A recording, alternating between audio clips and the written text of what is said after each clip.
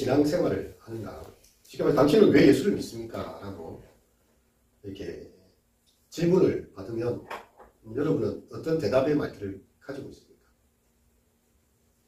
신앙인들마다 다 달라요. 그러니까 어머니 로이스와 할머니 유니게 외가 쪽에서 신앙생활이 독실했던 디모데에게 있어서는요, 그 어린 시절부터 하나님을 섬기고 또한 예수를 믿고 신앙의 길을 가는 것이 너무나 자연스러운 일이었습니다. 그러니까 모태신앙이라고 그러죠. 모태신앙. 어려서부터 찬송 소리를 들으면서 자란 거예요. 주일학교를 다니고 매주 예배에 익숙하고, 그리고 이제 중고등학교 시절과 청년대학 시절 결혼하면서 쭉 이렇게 가는 디모데 같은 어떤 신앙의 또 스타일이 있습니다. 그런가 하면 오늘 본문의 사울은요, 자기 인생의 큰 변곡점이 딱 있게 되었죠. 그래서 예수님을 박해하는 사람이었는데 예수를 만나는 것입니다. 그리고 나서 그의 인생이 완전 터닝 포인트가 돼가지고요, 이제 예수를 위해서 박해당하는 자리까지 가게 되는 그런 경우입니다. 우리에게도 이것이 나의 간증이요. 자소가 있지 않습니까? 나의 간증, 내가 믿는 하나님에 대한 자신만의 체험들과 신앙을 우리 속에 있는 소망에 대해서 묻는 자들에게 전해줄 수 있어야 하는 것이죠. 뭐 멀리까지 생각할 필요도 없습니다. 아빠는 왜 교회 다녀? 엄마는 왜 신앙생활을 하지? 만약 자녀들이 묻는다면요, 여러분은 여러분의 스토리를 그렇게 이야기해 줄 수 있는지 질문해 봐야 될 것입니다. 안 믿는 사람들이, 교회 다니는 사람들이 궁금한 거예요. 주일날 되면 지금 공놀이하기 얼마 좋습니다. 이제 비가 탁 내리고 나서 실록의 계절이, 실로 지금 5천지를 다 뒤덮었습니다. 근데 코로나 이렇게 이제 음식 방역도 없어요. 사람들이 막 터져나가요. 공항에도 터져나가고 밖으로 다 놀러 다니는 이런 때, 저 사람은 코로나 때나 아닌 때나 왜 저렇게 교회를 저렇게 열심히 다닐까? 당신은 왜 교회에 나갑니까? 라고 질문할 수 있지 않겠습니까? 그때 여러분 뭐라고 대답할 것입니까? 아니면 뭔가 우리가 사람들로부터 이렇게 우리의 신앙에 대해서 질문당할 때, 우리는 이 바울이 언제나 복음을 전할 준비가 되어져 있었다는 것을 보게 되는 거죠. 오늘 장면이 어떤 장면인가 하면 예루살렘에서 큰 소동이 일어났어요. 바울이 예루살렘 성전에 오게 된 것인데, 이 앞에 사도행전의 내용에 보면 정말 이 아시아를 다니면서 복음을 열심히 전했습니다. 근데 거기마다 쫓아와가지고 바울을 박해하는 그런 무리들이 있었어요. 바울 가는 곳마다 쫓아다녀요. 정말 그들은 그렇게 있다가 이제 예루살렘 성전에까지 이제 바울이 있으니까 아시아에서 온 유대인들이 그를 죽이려고 합니다. 이 판에 이제 우리가 민족의 배신자를 끝장을 내자.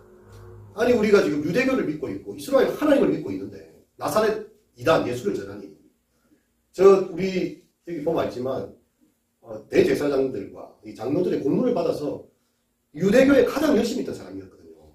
근데 이 사람이 갑자기 방향을 틀어가지고 이렇게 유대인들에게 복음을 전할 뿐만 아니라 이방인에게까지 복음을 전하니까 자기들로서는 눈에 가시 같은 존재가 된 것입니다. 그래서 죽이려고 소동을 막 일으키고 있는데요. 예루살렘 성에는 로마군이 주둔하고 있습니다. 천부장이 무슨 소요냐? 저 바울이라는 사람들은 바울을 일단 잡고 자기들의 호위대 안으로 집어넣어버려요. 그러고 나서 이제 이 천부장에게 이제 끌려가게 되는데요. 그때 언어가 다릅니다. 여러분 우리가 아시겠지만 히브리 말이 다르고요, 헬라 말이 다릅니다.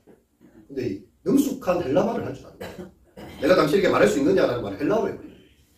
그러니까 이 사람이 헬라 말을 할 줄 아네. 이렇게 해서 이제 너가 혹시 무슨 소요를 일으키는 이렇게 혁명자인가 이렇게 물어보게 되는 거죠. 이전에 소요를 일으키던 자객 4,000명을 거느리고 광야로 가던 애국인이냐? 왜 사람들이 너를 이렇게 죽이려고 하느냐? 이 천부장에 있어서는요, 소요를 일으키는 사람들의 명단이 다 들어있는 거예요. 네가 혹시 그 사람이냐라고 딱 질문을 합니다. 바울은 아니라는 것을 이야기를 하고 있죠.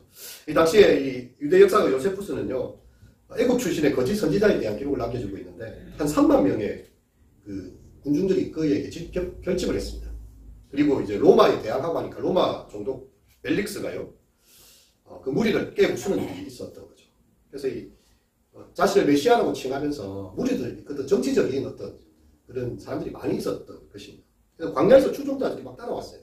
왜 광야에서 따르는가 하면 예전에 모세를 생각하는 거예요. 모세가 출애굽해가지고 이스라엘 백성들을 가나안 땅으로 들였듯이 이 새로운 세력이 새로운 질서를 재편할 것이다 라고 이야기합니다.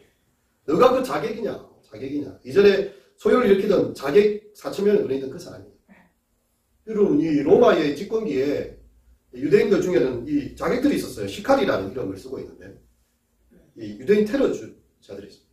시칼이 아니고, 이제, 바울도의 반도를, 칼을 들고 다니는 사람이었어요. 우리나라가 이제 일제강점기에 이렇게 하고 보니까 그 독립투사들이 암살 이런 영화 보면요. 다 용인들을 암살하잖아요. 그처럼 칼을 들고 다니면서 그렇게, 민족의 반대편에 서가지고 있던 사람들, 혹은 로마의 귀족들을 암살하는 그런 일들이 있었던 거죠. 그래서 너가 그런 사람이니까 혹시 이 군중들이 너에 대해서 이렇게 한 게 아니냐라고 질문을 한 것입니다. 그때 바울이 드디어 이야기를 하는 거죠. 나는 유대인이다. 나는 애국 사람이 아니고 유대인이고 그런 소읍이 아니라 길리기아 다소성의 시민이다. 청컨대 백성에게 내가 직접 변명할 수 있도록 해달라는 그런 이야기를 합니다. 이 바울은 천부장의 허락을 받고요. 히브리 방언으로 이야기. 이제 자기 민족의 언어죠. 네. 너무 편한 이야기로 이제 합니다. 부형들아, 내가 지금 너희 앞에서 변명하는 것을 들으라. 이 바울을 잘 몰랐던 사람들도요. 이 소요의 핵심 인물인 바울이 히브리 말로 딱 이렇게 이야기하니까 더욱 종용해졌다. 갑자기 소리가 촥 들으면서 도대체 저 사람이 무슨 말 하는지 한번 지켜보자.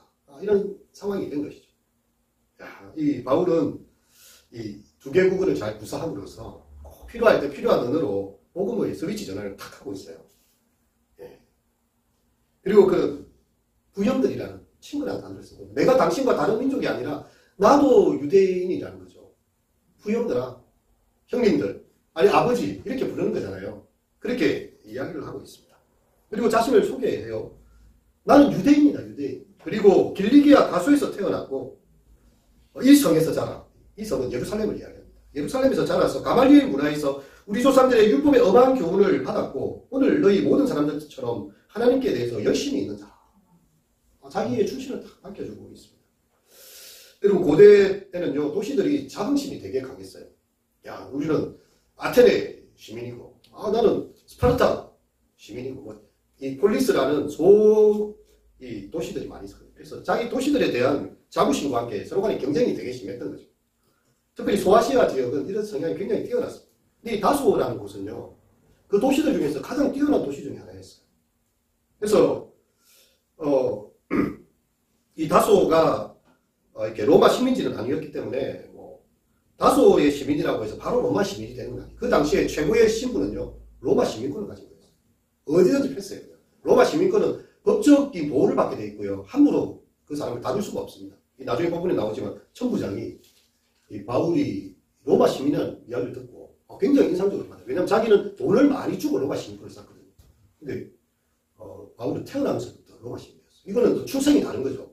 그리고 예전에 보면 성식 막 이렇게 할 때 어떤 사람들은 양반 가문에 원래 양반이 있는가 하면 돈을 많이 갖다 주고 양반의 성을 사는 사람도 있어. 똑같은 성을 쓰지만 벽이 다른 거죠. 바울은 유대인이면서도 로마 시민권을 남에서부터 가진 자였다는 것입니다. 그래서 이 자신을 이야기해 이 성에서 살아왔다. 예루살렘 성에서 그의 시기를 보냈고요. 당시에 히브리 여기 이 학파들 속에는 힐렐 학파와 또 이게 다른 학파가 이렇게 서로 힘을 겨주고 있었는데 힐렐 학파의 가장 우두머리가 가말리엘이라는 스승이었습니다. 그래가지고 이 가말리엘의 이름이 명성이 쫙 퍼져 있던 그런 곳인데 그곳에서 율법의 가르침을 받고 선생이 되었다는 거죠. 비록 다소에서 태어났지만 우리로 말하면 어디 미국에 태어나서 미국 시민권을 가졌지만 한국 사람인 거예요. 한국에 와서 대학을 다닌 것입니다. 그래서 영어도 잘 쓰고 한국말도 잘하고 출신은 시민권이 또 미국 시민권이고 이런 바울만 아주 독특한 자기의 태생적인 상황이 있었습니다. 그리고 훈련을 받았는데 당대의 가장 엄격한 파였던 바리새파에 훈련을 받았어요. 바리새인들이 여러분 우리 성경에 예수님께서 바리새인들을 말씀하실 때 이야기 많이 하잖아요. 굉장히 엄격한 사람들이 바리새인들은 이 성경에 이렇게 금식과 11조와 이런 거에 대해서 구체적으로 이야기를 하지는 않고 그냥 큰 원칙을 이야기하는 경우가 많습니다. 근데 바리새인들은 그걸 아주 엄격하게 지키는 사람들이었어요. 그래서 우리는 일주일에 2번씩을 금식하겠다는 거죠. 바리새파에 들어가면 일주일에 2번씩을 금식하는 전통에 들어가는 것입니다. 그리고 소득의 11조를 내는데 우리 같은 월급을 받아서 월급의 11조를 내는 게 아니에요. 이 사람은 자기가 모든 용돈 받은 거나 어디서 받은 모든 것을 11조를 다 떼는 사람이에요. 그러니까 신앙적 자긍심이 하늘을 찌르는 거죠. 어디 바리새인 앞에서 신앙의 치료자도 끄집어냅니다. 보통 사람들은 그렇게 살 수가 없어요. 그리고 이 물두멍이라는 이런 거 있잖아요. 물두멍. 이 성전에 들어가게 되면 물두멍에 손을 씻고 하나님께 제사를 하게 되는데, 물두멍은요, 이 죄에 대한 정결을 말하거든요. 근데 이제 그런 걸 집 안에도 놔놓고 집 안에서도 들어올 때 손을 씻어버려서 위생적인 것도 있겠지만 자신의 죄를 씻는다는 겁니다. 그래서 이 바리새파의 아주 엄격한 교훈을 잘 받아들였던 그런 사람이 바로 바울이었다. 아마 5살 때가 됐다면, 유대인으로서 그가 이 바리새파의 엄격한 교육을 받았다면 5살 때 이미 율법을 외우기 시작했고요. 성경을 외우는 거죠. 율법의 토라의 말씀. 들으라 이스라엘아, 하나님은 한 분이시니 하나님을 사랑하라 온 마음으로 이러면서 쫙쫙쫙쫙 말씀을 5살 때부터 외우기 시작했고, 10살이 되면 바리새파의 그 전통들을 외우기 시작합니다. 몸에 익혀야 되는 거예요. 그냥 착 오면 이제 예배 의식이나 모든 게 종교적 의식이 몸에 다 익도록 만드는 시기고요. 13살쯤 되면 이제 랍비가 되기 위한, 율법의 선생님이 되기 위한 훈련을 받습니다. 이 모든 것을 정통적으로 잘 받았던 사람이에요. 나는 철저히 뼛속까지 유대인이라는 그런 이야기입니다. 그리고 이 열심의 모델이 누구였는가 하면 민수기 25장에 나오는 비느하스였어요. 이스라엘 백성들이 우상과 이렇게 하고 음란한 일을 함으로써 죄가 그 광야에서 딱 퍼졌습니다. 비느하스가 일어나서 칼을 들고요, 가서 이렇게 남녀가 엉켜 있으면 칼로 찔러서 죽여버렸어요. 뭐 엄청난 그걸 한 거죠. 하나님 앞에 율법에 범죄한 것에 대해서 자기가 실제로 그 일을 처단하는, 하나님을 위해서 범죄자들을 죽이는 일에 앞장섰던 사람이 비느하스. 마카비 가문에서도 그런 사람들이 일어나기 시작했는데요. 자기는 그런 혁명의 개성자가 되는 거죠. 그래서 자기 이야기 한번 보지만 예수라는 이단을 믿는 사람들을 죽이러 가는 거예요. 살해하러 가는 거예요. 그게 하나님을 믿는 열심으로 그 표현한 것이. 종교 열심 때문에 그 정도까지 나아갔습니다. 이 혁명가들이 흔히 자기를 이야기할 때요, 열심당이라는 단어를 썼거든요. 열심당. 이 뭔가 하면 무엇에 대한 열심인가 하면 하나님에 대한 열심이라는 거예요. 하나님에 대한 열심 때문에 그런 우리가 생각할 수 있는 힘든 일들까지 자신의 손에 피를 묻히면서도 그렇게 했던 사람이 바울이었다는 것을, 자기가 이런 사람이었다는 것을 딱 알고 있습니다. 그래서 이 도를 핍박하기 위해서, 이 예수 믿는 이 도를 핍박하기 위해서 사람들을 죽이기에 넘기고요, 남녀를 결박하여 옥에 가두는 일에 열심을 품었습니다. 이렇게 해야 나사렛 이단 예수를 처단할 수 있고, 그 잔당들을 해결할 수 있고, 바리새파의 엄격한 율법과 원래 구약에 가지고 있는 오직 하나님은 한 분이시니 어떻게 하나님의 아들이라고 예수가 이야기할 수 있는가? 하나님은 한 분이신데, 이게 너무 강했던 사람이기 때문에 하나님의 아들 예수로 믿는 사람들을 잡아 죽이러 갔던 그 자기의 상황들을 이야기합니다. 근데 그게 혼자 갈 수 있는 게 아니에요. 대제사장이 직위를 찍어줍니다.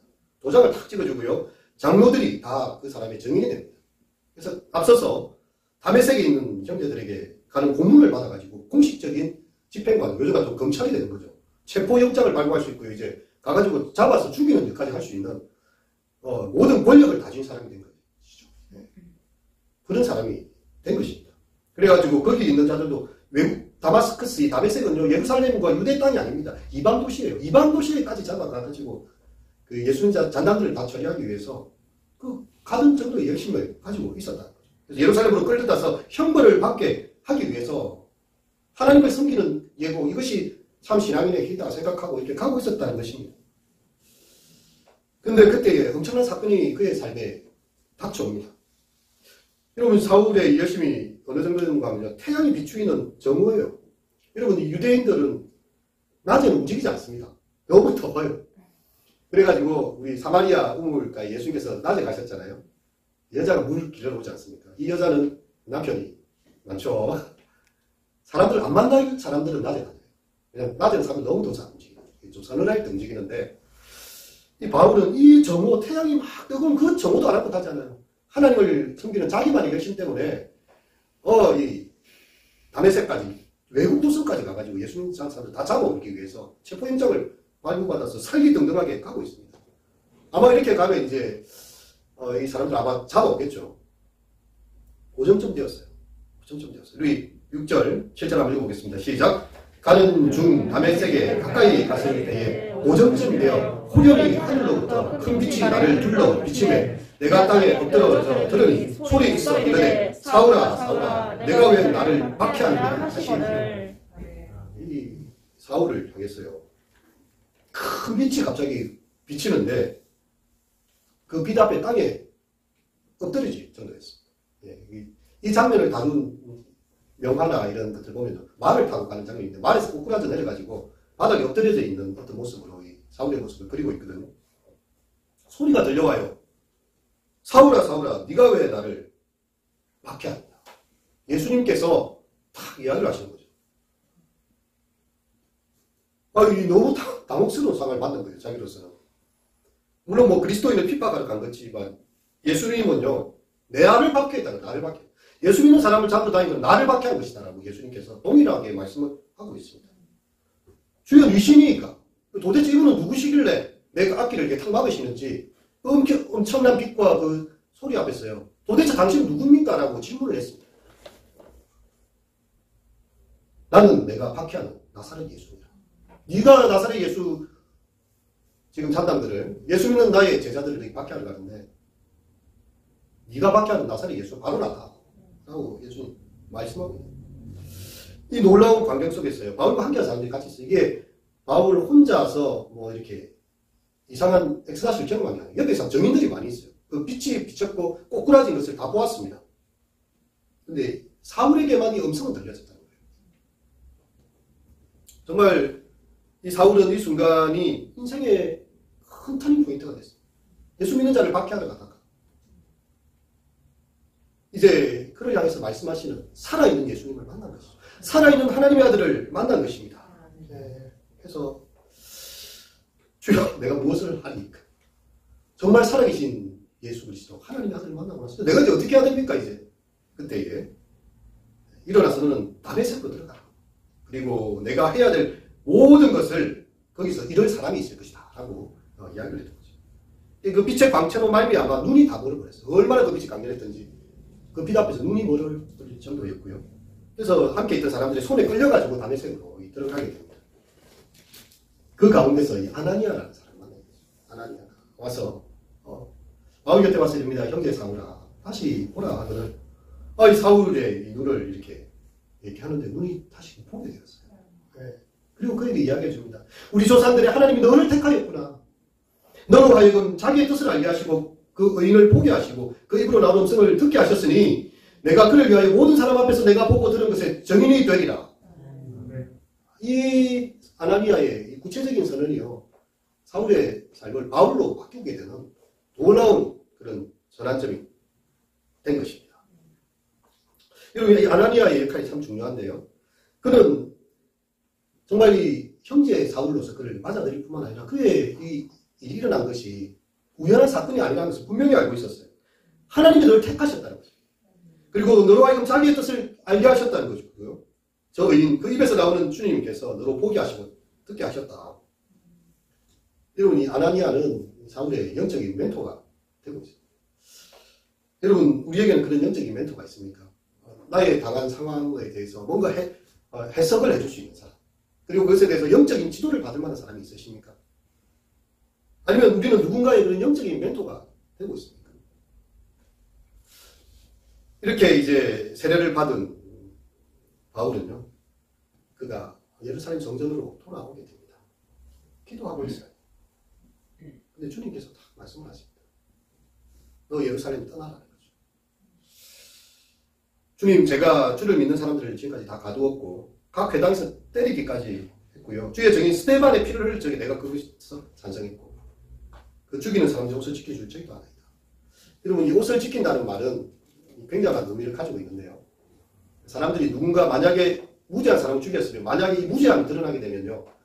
그 죄에 대한 대가를 치러야 될 한 사람이 필요합니다. 그게 누군가면 그 사람 앞에 자기 옷을 벗어버린 거예요.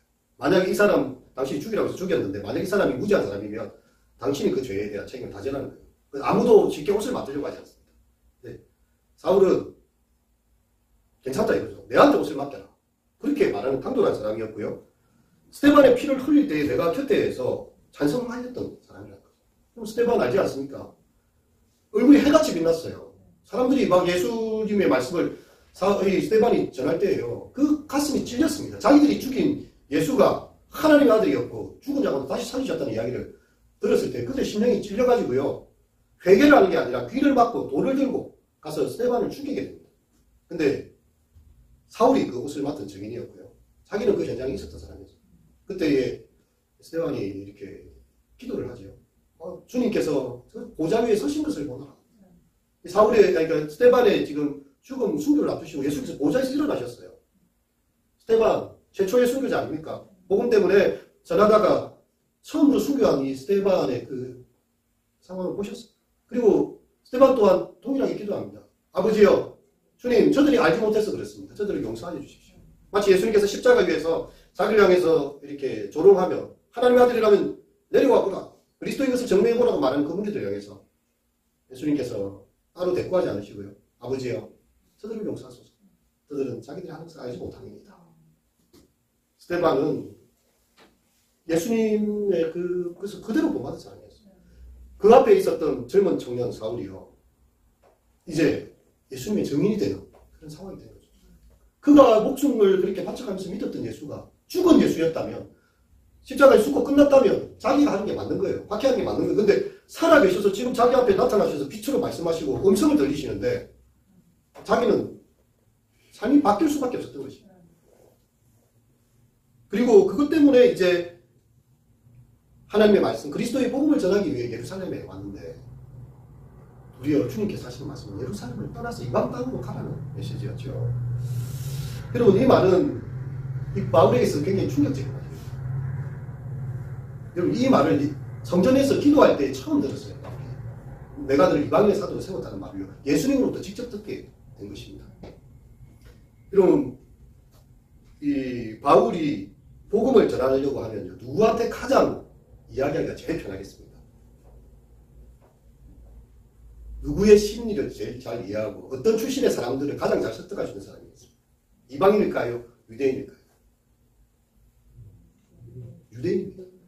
자기는 뼛속 깊이 유대인이라고 했어요. 베냐민 지파의 어떤 이 뼈대에 있는 가문에다가 가말리엘 문화라는 학식을 갖추었고요. 율법의 가장 엄격한 파인 바리새파 중에 바리새인이었고, 이 열심당이 될 정도 이곳에 열심 있는 그런 사람이었기 때문에 그 사람이 유대인들에게 가서 그 모든 것을 다 뒤집어 놓는 반박들을 내어놓고, 우리가 핍박했던 예수가 살아계신 하나님의 아들이고, 그럼 과연 부활하여 살아계신다는 걸 전하면 정말 적합한, 자기가 생각할 때는 그런 거예요. 하나님은 그걸 허락하지 않습니다. 너는 이방인에게 가서 보내자. 이방인에게. 떠나가라. 내가 너를 멀리 이방인에게로 보내리라.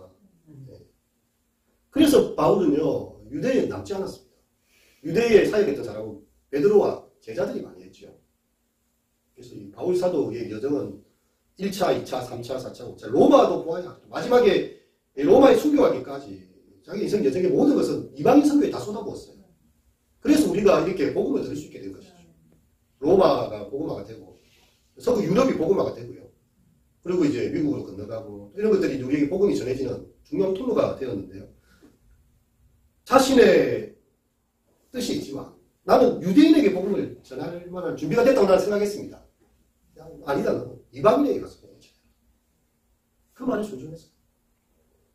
여러분, 우리는 항상 자기만의 내가 이런 일을 잘할 수 있는데요 라고 말할 수 있는 부분이 있어요. 이 사람들을 내가 참 복음을 전할 수 있겠습니까? 난 이런 일을 잘할 수 있지 않겠습니까? 라고 우리가 생각하는 게 있지만요, 하나님께서는 이방인을 위한 복음의 사도로 따로 사울을 준비하셨고 그를 때가 되면 부르시는 것이죠.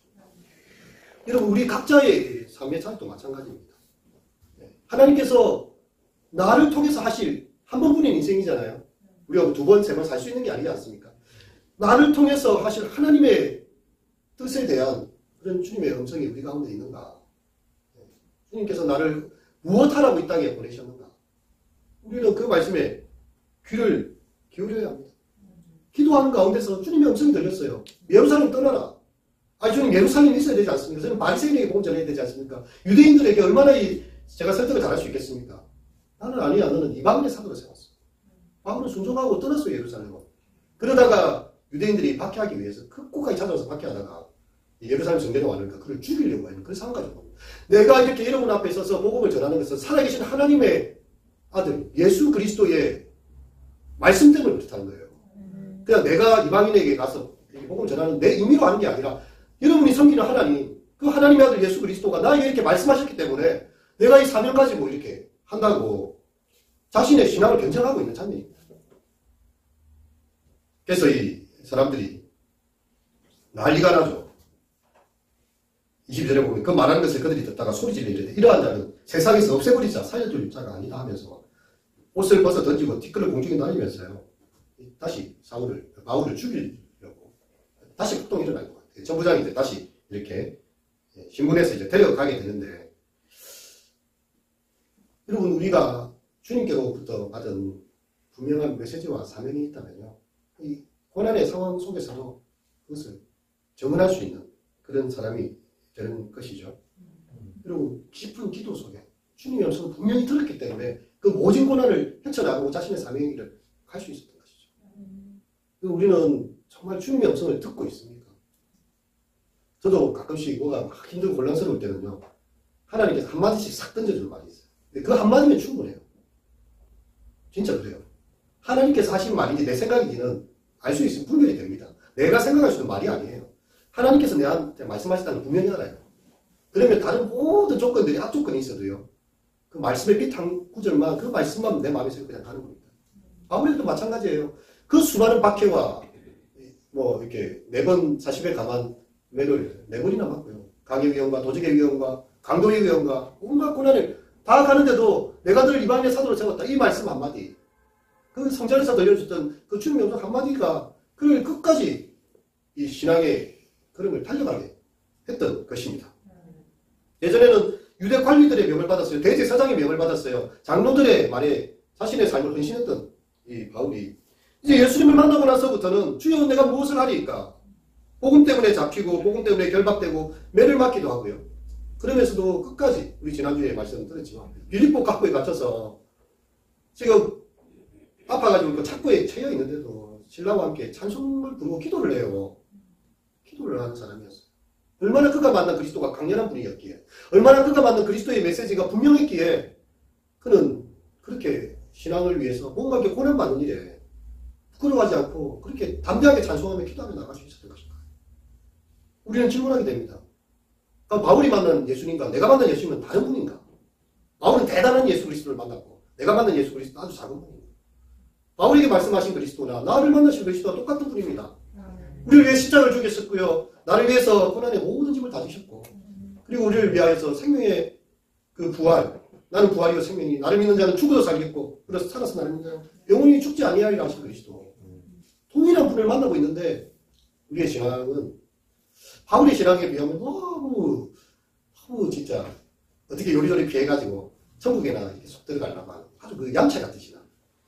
바울은 자기 목숨 내놓고 지금 살고 있는데 그 수많은 사람들이 소요를 일으켜서 자기를 잡아 죽이려고 하는 상황에서 끝까지 예수님께서 하나님 아들 예수님 내게 나타나셔서 나를 이방인의 사도로 쓰셔서 나를 부르셨고 그것 때문에 내가 이렇게 고난받았다고 그 말을 하면 이 사람들이 발끈할 줄 알고 있어요.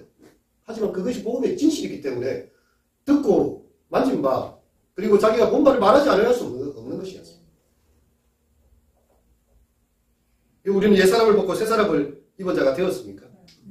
그러면 우리가 누구의 명령을 받는가, 누구의 뜻을 따르는가가 우리의 신앙의 표현이 되겠죠. 성난 군중의 비율을 맞춰줄 수도 있습니다. 야, 우리 그렇게까지 해서 이 사람들과 싸울 필요가 있을까? 적당히 한번 넘어가자 하고 할 수도 있어요. 하지만 자신을 이방인의 사도로 세우시고 정인으로 세우신 주님의 마음을 흡족하게 하는 것이 바울 사도가 가졌던 가치의 기준이었습니다. 갈라디아 1장 10절에 그 말씀이 있잖아요. 내가 사람에게 좋게 하랴, 하나님께 좋게 하랴. 내가 사람의 기쁨을 구한다면 나는 그리스도의 종이 아닙니다. 여러분, 우리가 기쁘시게 할 뿐, 우리가 정말 알아봐야 할 뿐, 우리가 그 주님의 부활의 증인이 되고 내 살아가는 삶이 아직까지 그런 주님을 만난 적이 없다면요, 정말 기도를 할 필요가 있는 거예요. 네. 바울이 얼마나 예루살렘에 가서 자기 인생에 큰 사명을 기도했겠습니까? 하나님 날 부르셨다는 건 확실히 아니죠. 어디로 갈까 이제 이거죠. 부린 건 확실히 안 돼. 어디로 갈까? 예루살렘에 있었는데 예루살렘에 온 거예요. 유대인들과 바리새인들에게 내가 혼전하니까 마음에 이렇게 딱 생각하고 있었던 거예요. 예수님이 아니다. 너는 예루살렘 당장 떠나고 이방인에게 가라는 메시지가 들렸을 때 또 순종하고 그냥 가버린 것이었습니다. 우리를 나를 부르신 것 중에 어디에 무엇하라고 나에게 사명을 맡기십니까? 부름받아 나서니 몸 어디든지 가오리다. 괴로우나 즐거우나 주만 따라 가오리. 어느 누가 막으리까 죽음이 막으리까. 우리가 정말 부름받아 나서니 몸 믿음의 삶, 부활의 정인, 그리스도의 복음의 증인으로 살아갈 수 있기를 축원드립니다. 기도하도록 하겠습니다.